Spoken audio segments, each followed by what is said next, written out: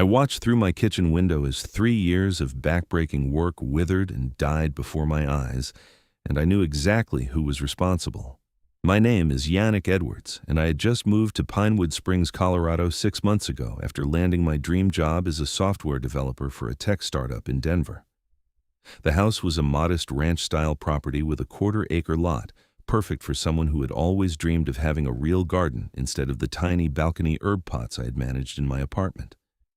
The neighborhood seemed peaceful when I bought the place, with neat lawns and friendly neighbors waving as they walked their dogs. What the real estate agent conveniently failed to mention was that the Homeowners Association was run by a woman named Brenda Mitchell, who treated every minor infraction like a personal attack on her very existence. I first met Brenda 2 weeks after moving in, when she appeared at my door on a Saturday morning holding a clipboard and wearing what I would later learn was her uniform: khaki capris, a polo shirt with the HOA logo embroidered on it, and a visor that somehow made her look even more severe than her permanently pursed lips already did. She was in her late 40s, with blonde hair cut in that distinctive, "I need to speak to your manager" style that has become a cultural meme for good reason. "Yannick Edwards?" she asked, not waiting for my confirmation before continuing. "I'm Brenda Mitchell, president of the Pinewood Springs HOA. I noticed you haven't submitted your landscaping plans for approval yet." I stood there in my pajama pants and old college t-shirt, coffee mug in hand, trying to process what she was saying. "Landscaping plans? I just moved in. I haven't even unpacked all my boxes yet." According to Section 4.7 of the HOA bylaws, which you signed when you purchased your property, all exterior modifications, including landscaping changes, must be submitted for approval 30 days before implementation. She thrust a packet of papers at me. "These are the guidelines. I expect your submission by the end of next week." I took the papers, flipping through page after page of regulations about approved plant species, mulch colors, and acceptable garden ornament sizes. "This is for planting some vegetables and flowers? We maintain certain standards in Pinewood Springs, Mr. Edwards. I'm sure you understand." Her smile was tight and completely devoid of warmth. "We don't want the neighborhood looking like some kind of overgrown wilderness, do we?" I wanted to point out that gardens were, by definition, the opposite of wilderness, but I was too tired to argue. "Sure, I'll look it over." "Wonderful. And please do something about your garage door. It's been left open 3 times this week. Section 8.2, visible garage interiors are prohibited except during active entry or exit." She left before I could respond, her white tennis shoes squeaking slightly on my front walkway. I closed the door and stared at the packet in my hands, wondering what I had gotten myself into. Despite Brenda's intrusive introduction, I went ahead with my garden plans. I spent weeks carefully designing a layout that would maximize my space while staying within what I believed were the HOA guidelines. I planted tomatoes, peppers, zucchini, and cucumbers in neat raised beds that I built myself.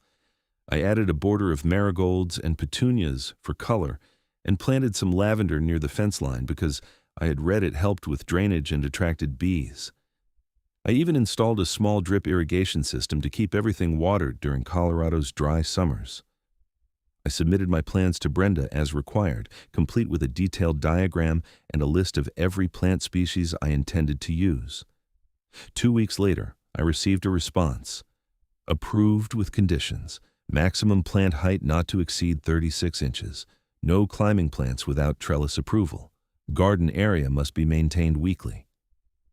The approval felt like a victory, albeit a small one. I got to work immediately, spending every evening after work and most of my weekends transforming the empty patch of lawn into something productive and beautiful. My neighbor to the east, an elderly man named George, would often come over to chat and offer advice. He had lived in Pinewood Springs for 20 years and had a wealth of knowledge about what grew well in Colorado's climate.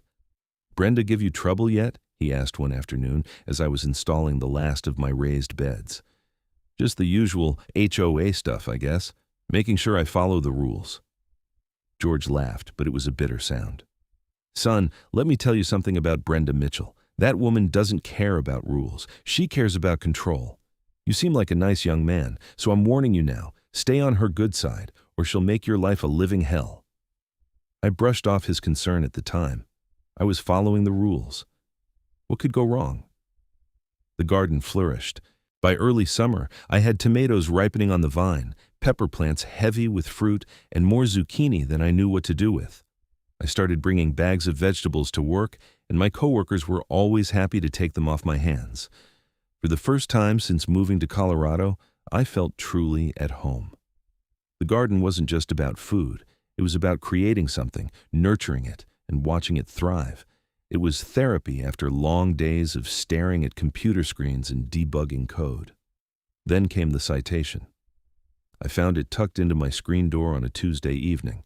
The notice was printed on official HOA letterhead and stated that I was in violation of Section 4.7(c), garden plants exceeding approved height restrictions. The fine was $200, with an additional $50 per day until the violation was corrected.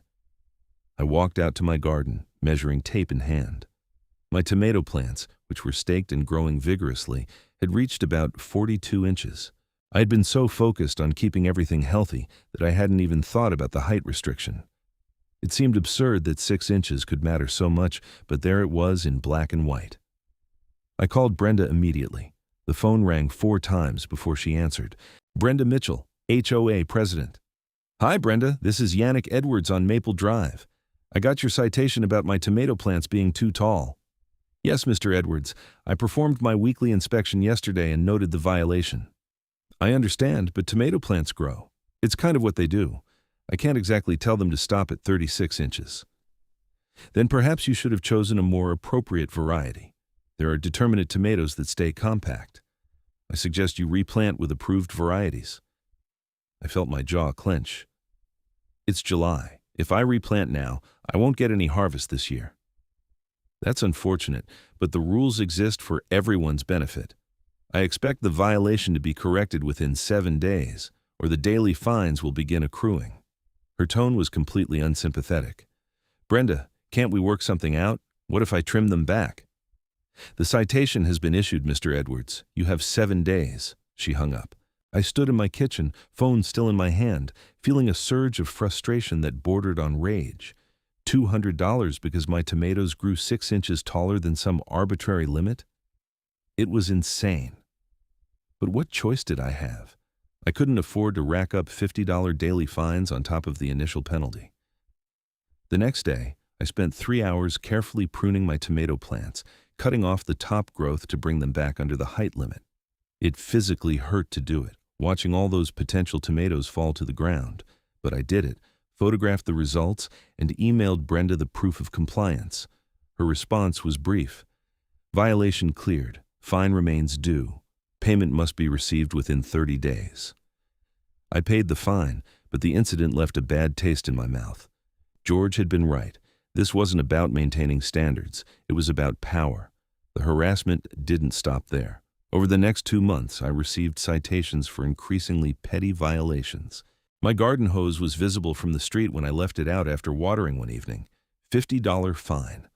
A single dandelion appeared in my lawn. $25 fine. My mailbox needed repainting because there was a tiny chip in the corner. $100 fine. Each time I called Brenda to discuss the citation, she was coldly polite but utterly inflexible. Why are you targeting me? I asked during one particularly frustrating phone call. I see violations up and down this street every day. Jim, 3 houses down, has been parking his boat in his driveway for weeks. Sarah across the street has decorative gnomes that are definitely not on the approved list. Why am I the only one getting cited? I can assure you, Mr. Edwards, that I enforce the rules equally for all residents. If you believe there are violations occurring, you're welcome to submit a formal complaint in writing. The smugness in her voice was unmistakable. I did submit complaints, detailed ones with photos and timestamps. None of them resulted in citations for other residents. It became crystal clear that Brenda had decided I was going to be her personal project, and nothing I did would change that. By September, I had paid over $800 in fines. I consulted with a lawyer about fighting the HOA, but he explained that the bylaws I had agreed to when purchasing the house gave the HOA broad authority to enforce their rules. Fighting it would cost thousands in legal fees with no guarantee of success. His advice was to either sell the house or learn to live with Brenda's tyranny. I wasn't willing to do either. This was my home, my garden, my sanctuary. I had worked too hard to let some power-hungry HOA president drive me away. But I also wasn't stupid. If Brenda wanted to play hardball, I needed insurance. I spent a weekend installing a comprehensive security camera system around my property. I mounted cameras covering my front yard, backyard, side yards, and driveway. Each camera was high definition, had night vision capability, and motion-activated recording. The footage was stored both locally and on a cloud server. The system cost me nearly $1,500, but after the amount I had already paid in fines, it felt like a necessary investment. George came over while I was installing the last camera. That's a lot of security for a quiet neighborhood. Just being cautious, I said, adjusting the angle to cover my garden area. He looked at me for a long moment. This is about Brenda, isn't it? Let's just say I want to have a record of my property and what happens on it. George nodded slowly. Smart. That woman is vindictive. Last year she drove the Patels out of their house 3 doors down. They were an Indian family, sweetest people you ever met. Brenda cited them for cooking smells, accused them of running an illegal business because they had relatives visiting, complained about the type of flowers they planted. They finally gave up and moved. Broke my heart. Why doesn't anyone stand up to her? Vote her out of the HOA board? She controls the board. Her friends are all in the key positions. And most people just keep their heads down, pay the occasional fine, and try not to attract attention. You're different. You actually pushed back. That's why she's got it out for you. So I'm supposed to just take it? I'm not saying that. I'm just explaining how it is. He patted my shoulder. But those cameras? Good idea. Very good idea. October came, and my garden began its natural end-of-season decline. I harvested the last of my vegetables, pulled out the spent plants, and put the garden to bed for winter. I had already decided that next spring I would plant only approved varieties that stayed well under the height limit.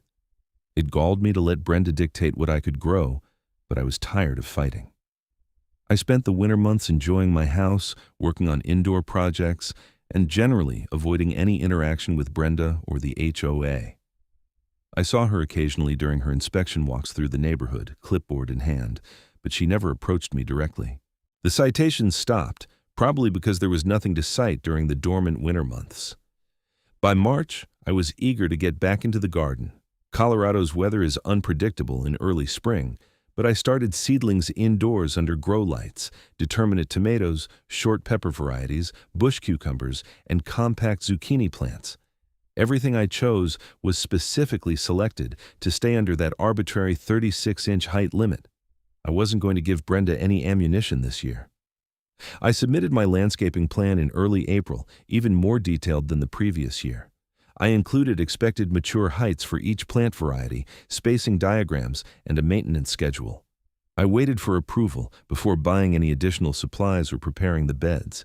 Brenda's response came a week later. Denied. Reason: previous violations indicate inability to maintain approved standards. Recommend decorative rock garden instead. I read the email 3 times, certain I was misunderstanding. She was denying my garden completely, after I had spent months selecting appropriate plants and following every rule. I drove to Brenda's house, something I had sworn I would never do. She lived in one of the larger homes in the development, a 2-story colonial with a perfectly manicured lawn that looked like it belonged in a magazine. I rang the doorbell and waited. She opened the door, surprise flickering across her face, before her usual mask of cold authority settled back into place. Mr. Edwards, this is unexpected. You denied my garden plan. Yes, I felt it was in the best interest of the community. The best interest? Brenda, I followed every single rule. Every plant is approved. Every height is within limits. On what grounds can you possibly deny it? As HOA president, I have discretionary authority to deny applications that may potentially lead to future violations. Your history of violations last year demonstrates that you may not be able to maintain compliance. Those violations were about 6 inches of height on tomato plants and petty nonsense like a visible garden hose. This year, I've chosen varieties specifically to avoid any height issues. You can't deny me the right to have a garden on my own property. Her eyes narrowed. Actually, Mr. Edwards, I can. The HOA bylaws give me quite a bit of authority over what residents can and cannot do. If you don't like it, you're free to move. This is retaliation, and you know it. This is me doing my job. Now, if you'll excuse me, I have things to do." She started to close the door. "I'm planting my garden, Brenda, with or without your approval." She paused, a thin smile crossing her lips. "Then I suppose we'll see what happens, won't we?" The door closed in my face. I walked back to my car, hands shaking with anger. George had been right from the beginning. This wasn't about rules or community standards. This was about control, and Brenda had decided that I needed to be controlled. I went home and started preparing my garden beds. If she wanted a war, she could have one. But this time, every single second of my property was being recorded in high definition. By mid-April, my garden was planted. I had installed the tomatoes, peppers, cucumbers, and zucchini in their beds, surrounded them with marigolds and petunias, and set up my drip irrigation system. Everything looked perfect, neat rows of healthy young plants just beginning to establish themselves in the warming soil. The citation came the next day. $500 for unauthorized landscaping installation. I had expected it, but seeing the amount still made my stomach drop. $500 was more than double any previous fine. I called my lawyer. "They're fining me for planting a garden that meets all their technical requirements. Can they do that?" "Unfortunately, yes. The bylaws state that all landscaping must be approved before installation.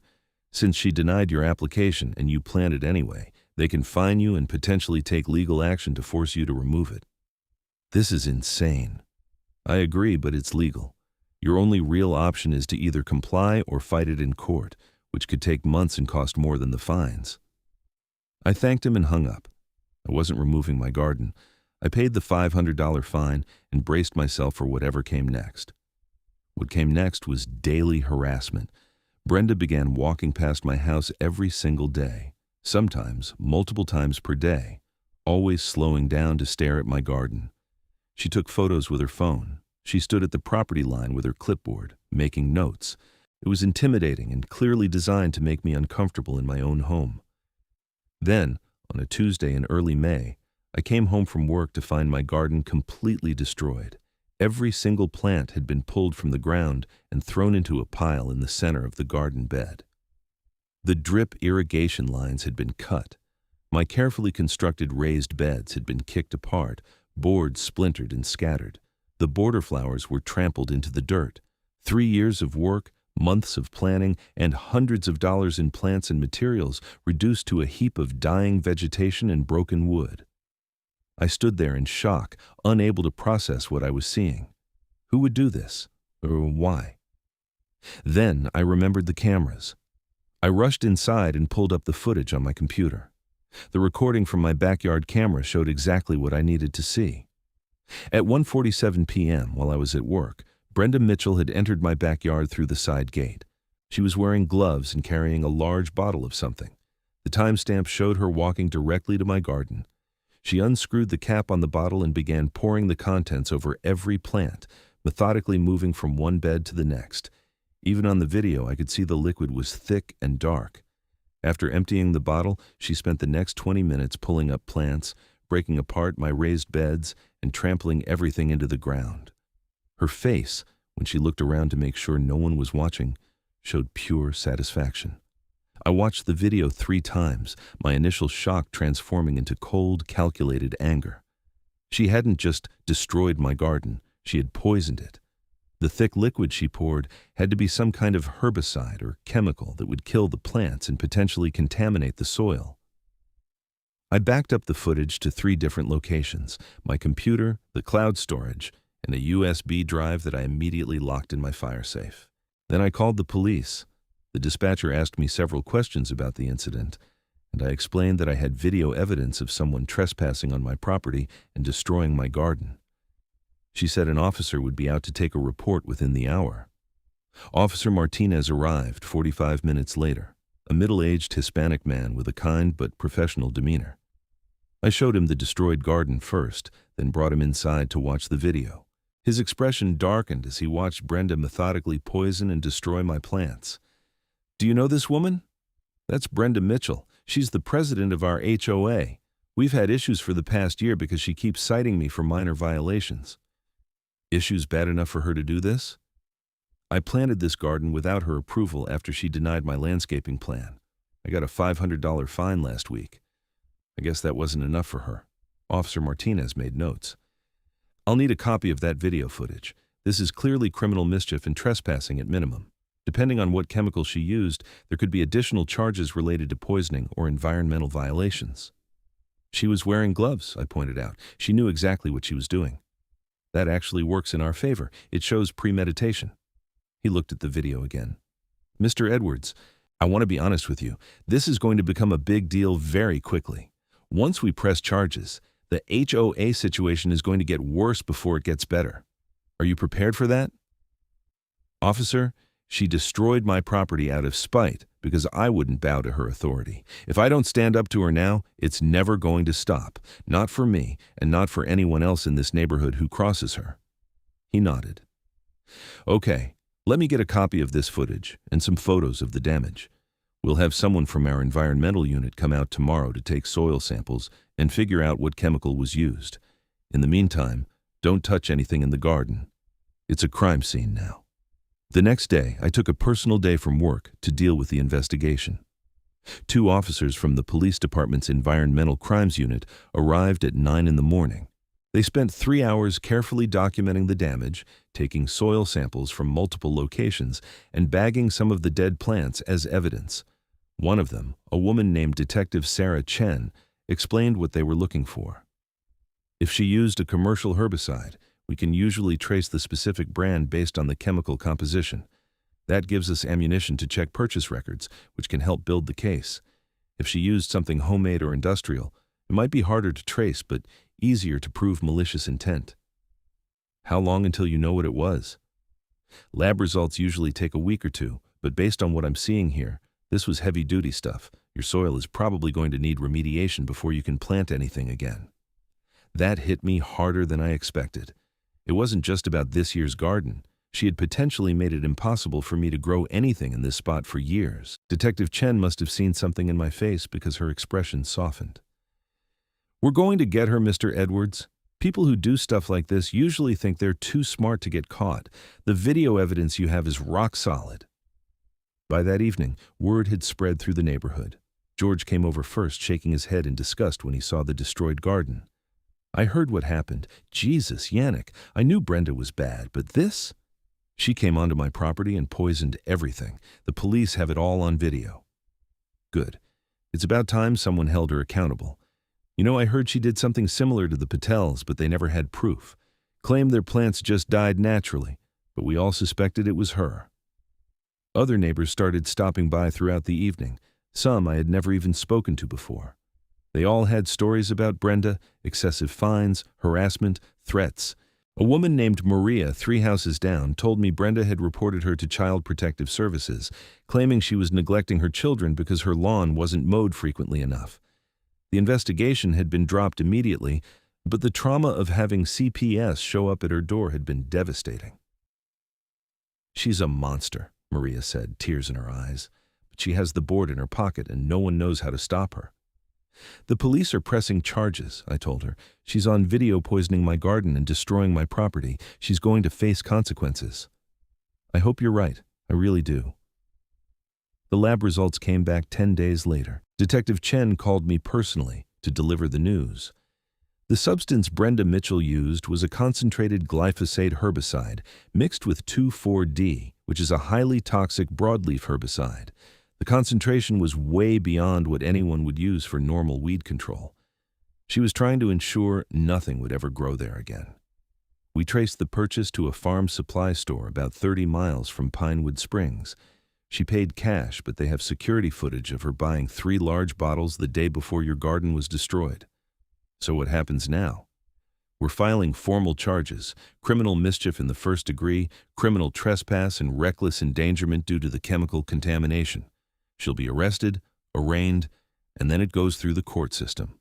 Given the evidence, I'd be shocked if she doesn't either plead out or get convicted at trial. How much trouble is she really in? Criminal mischief in the 1st degree is a Class 4 felony in Colorado when the damage exceeds $2,000. With the cost of the plants, the raised beds, the irrigation system, and the soil remediation you're going to need, we're well over that threshold. She's looking at potential prison time, not just fines. I let that sink in. Prison time. For destroying a garden. But it wasn't really about the garden, was it? It was about someone thinking they were above the law, that their position of authority gave them the right to do whatever they wanted without consequences. When will she be arrested? Tomorrow morning. We'll bring her in, book her, and she'll have an arraignment probably within 48 hours. You'll need to be available to testify if this goes to trial. I'll be there. I didn't watch when the police arrested Brenda the next morning, though I heard about it from multiple neighbors within hours. Apparently, she had screamed at the officers, insisted they were making a mistake, and threatened to sue the police department. She was released on bond that afternoon, but the damage to her reputation was immediate and irreversible.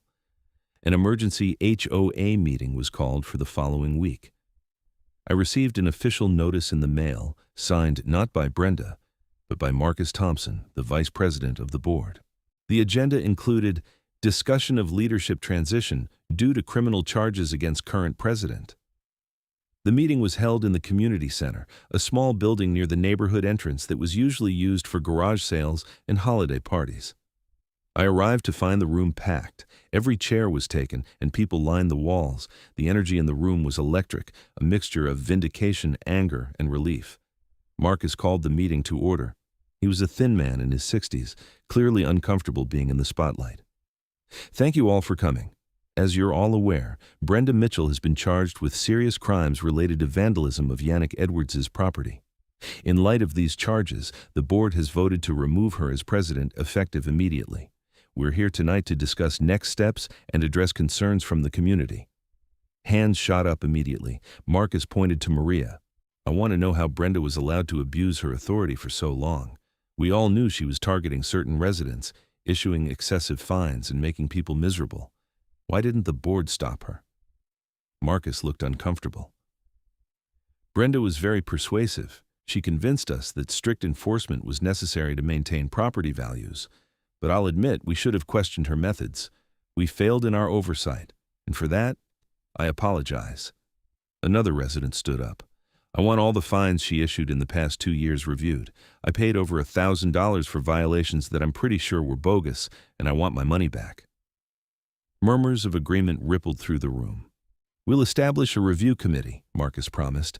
Anyone who feels they were unfairly fined can submit an appeal, and we'll evaluate each case individually. If fines were inappropriate, we'll issue refunds. George stood up.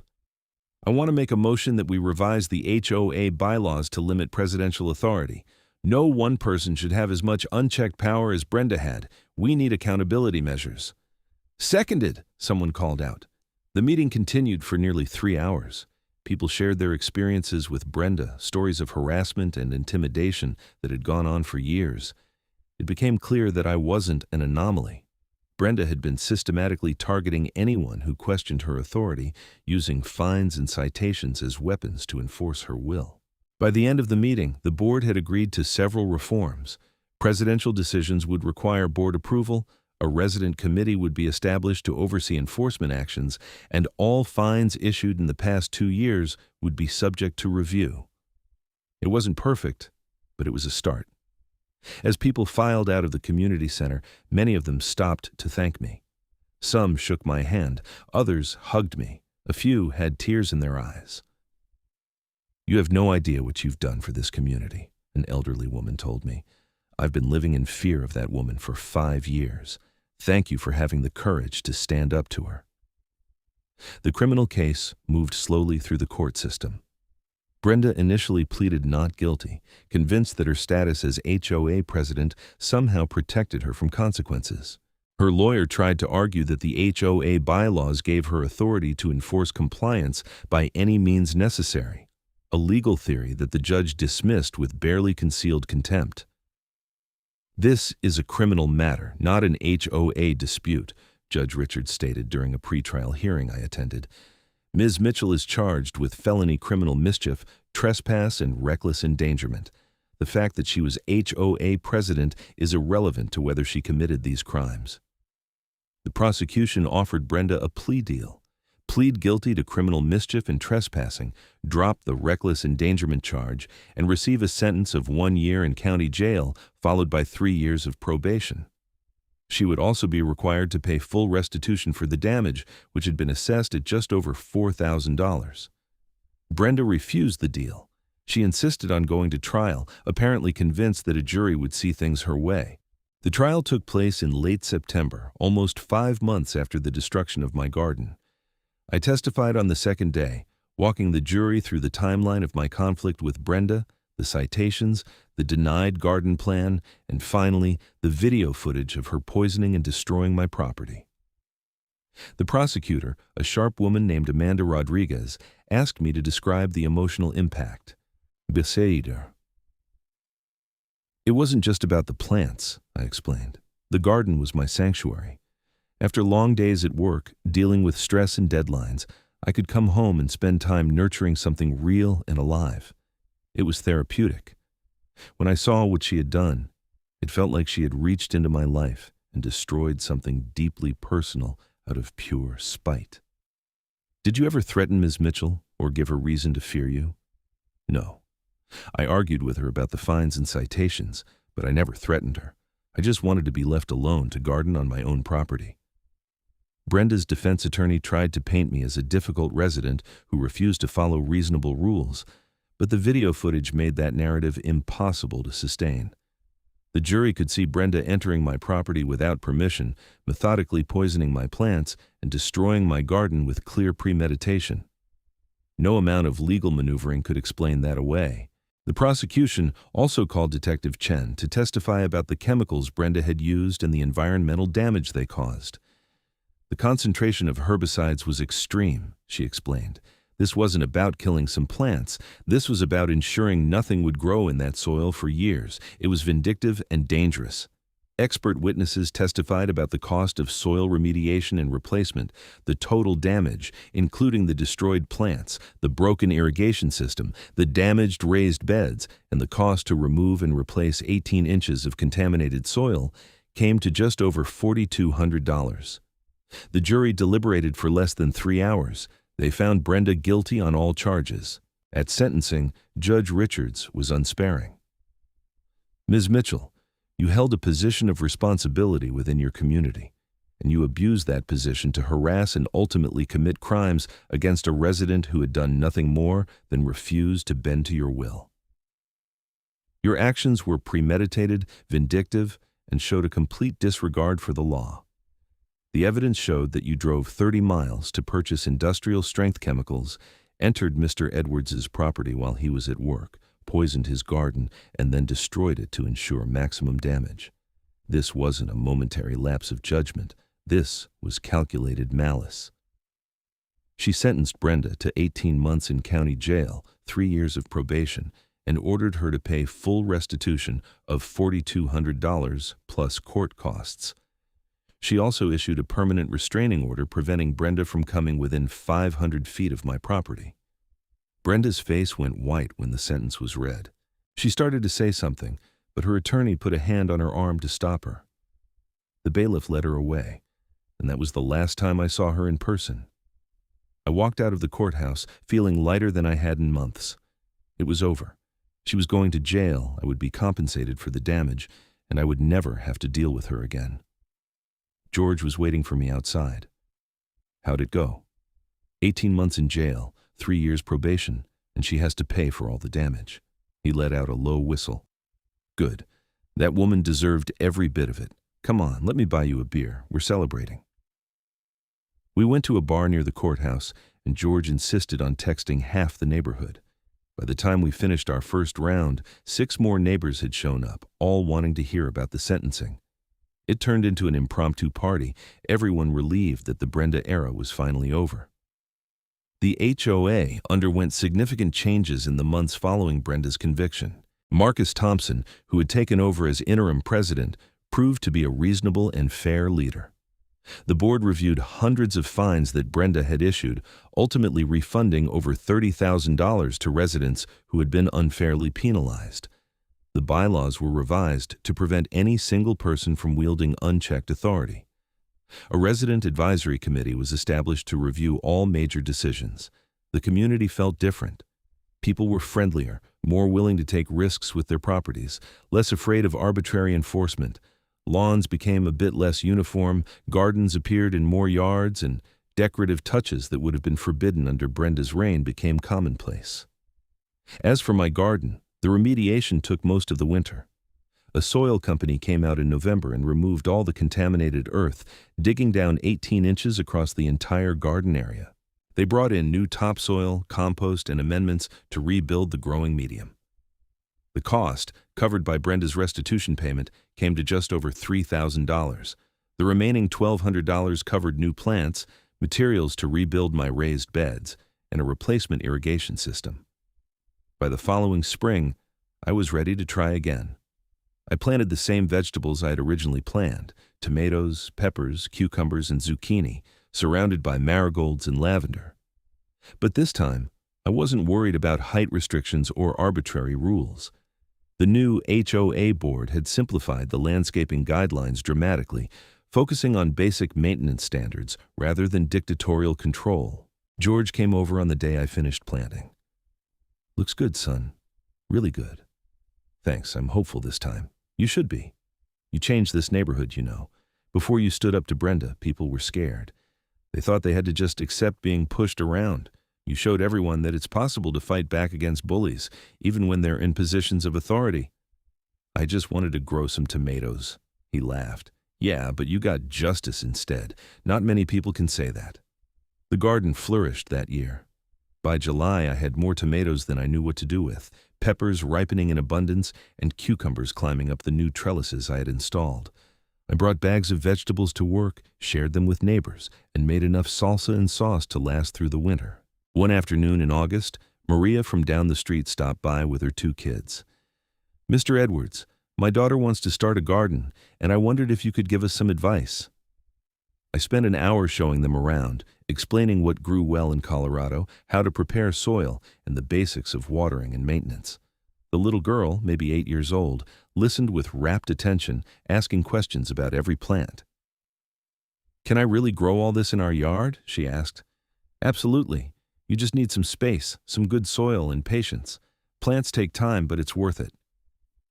As they were leaving, Maria pulled me aside. "Thank you for this. And thank you for what you did with Brenda.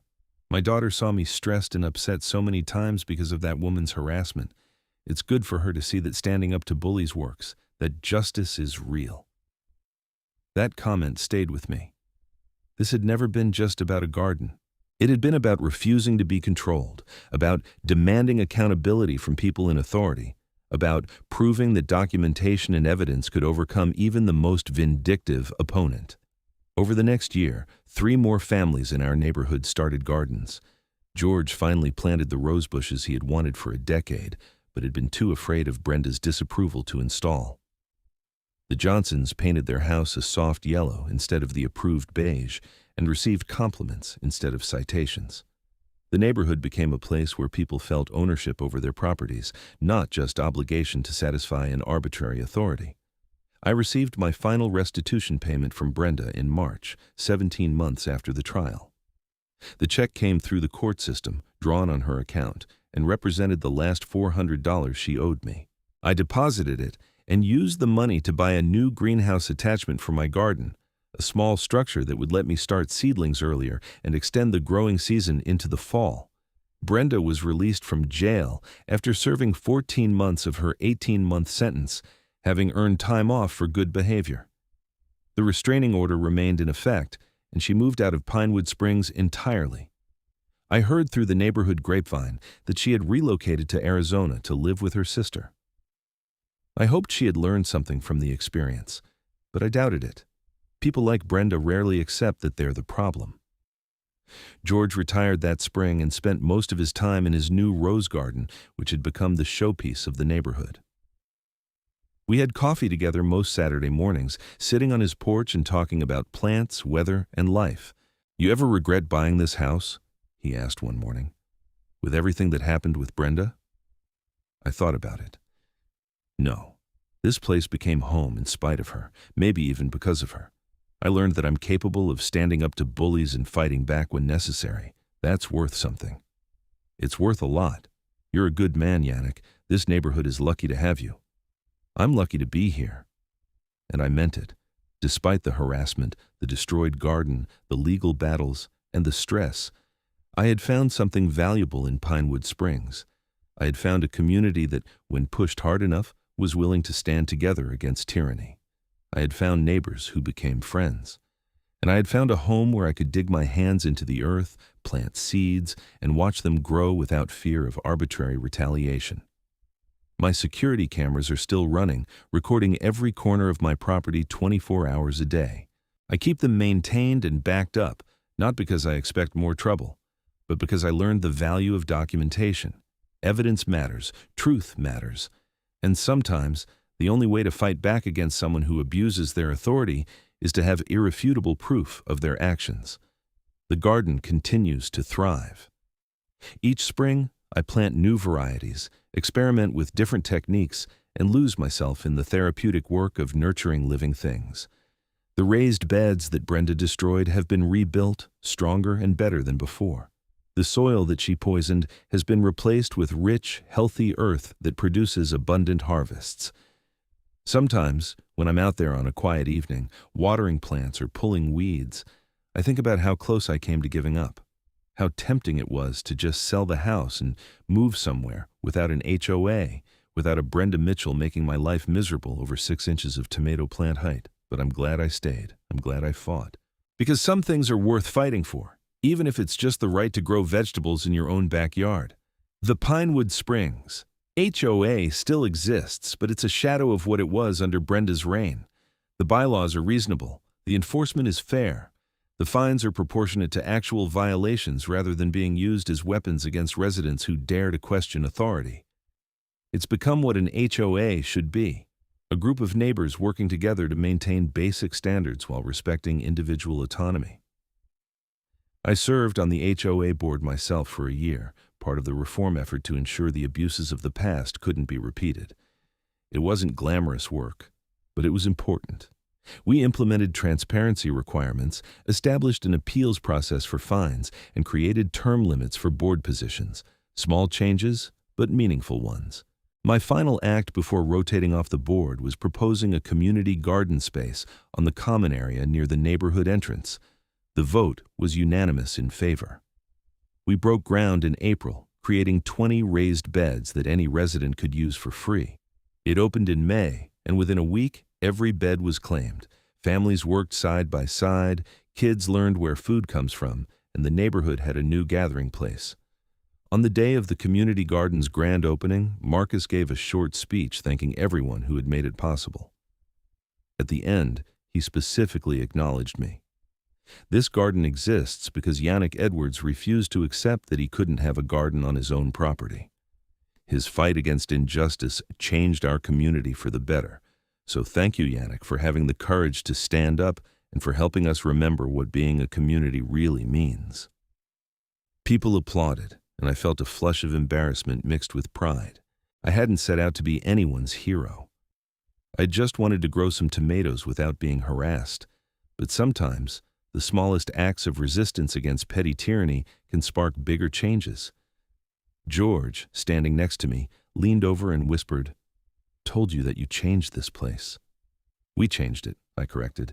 "Everyone here who was willing to stand up and demand better." "Fair enough, but you went first. That matters."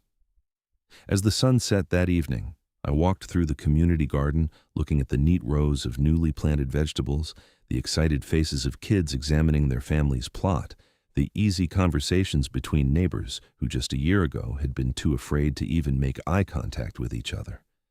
This was what Brenda's conviction had bought us: freedom from fear, the ability to take pride in our homes and our community without worrying about arbitrary punishment.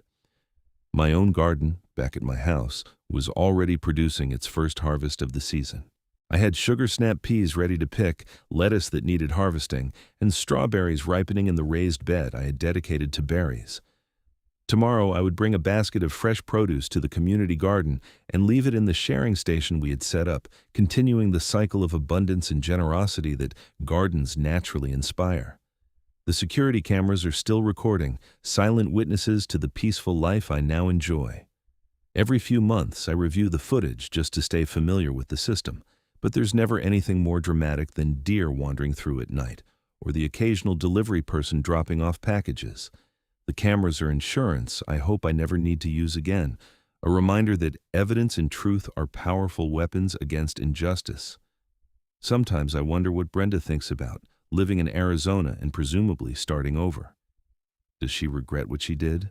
Does she understand that her need for control and her vindictive nature destroyed her own life more than they ever hurt me? Or does she see herself as the victim, unfairly persecuted for trying to maintain standards? I'll never know, and honestly, I don't care. She's part of my past, a difficult chapter that taught me important lessons about standing up for myself, the value of documentation, and the importance of community. Her actions, intended to punish and intimidate me, instead became the catalyst for positive change that improved life for everyone in Pinewood Springs. My tomatoes are reaching their peak production now, heavy with fruit, supported by the same type of stakes I used years ago when 6 inches of excessive height sparked this entire conflict. But these plants grow as tall as they want, their branches stretching toward the Colorado sun, producing pounds of perfect tomatoes that taste like summer and victory and home. George comes over most evenings now, and we sit in lawn chairs next to the garden, drinking beer and talking about nothing in particular. He's become one of my closest friends, a mentor and confidant who warned me from the beginning about Brenda, but supported me when I chose to fight back anyway. "You ever think about writing all this down?" he asked one evening. "It's a hell of a story. Who would want to read about an HOA dispute? You'd be surprised. People love stories about bullies getting what they deserve, and you've got video evidence, court documents, the whole thing. It's a case study in how to fight back against petty tyrants." Maybe he's right. Maybe there's value in documenting not just what happened, but how it happened and why it mattered. Not because I'm anyone special, but because these situations are happening in communities all across America. HOAs with too much power, board members who abuse their authority, residents who feel trapped and helpless in their own homes. My story isn't unique in its beginning. People fighting against unreasonable HOA enforcement happens every day.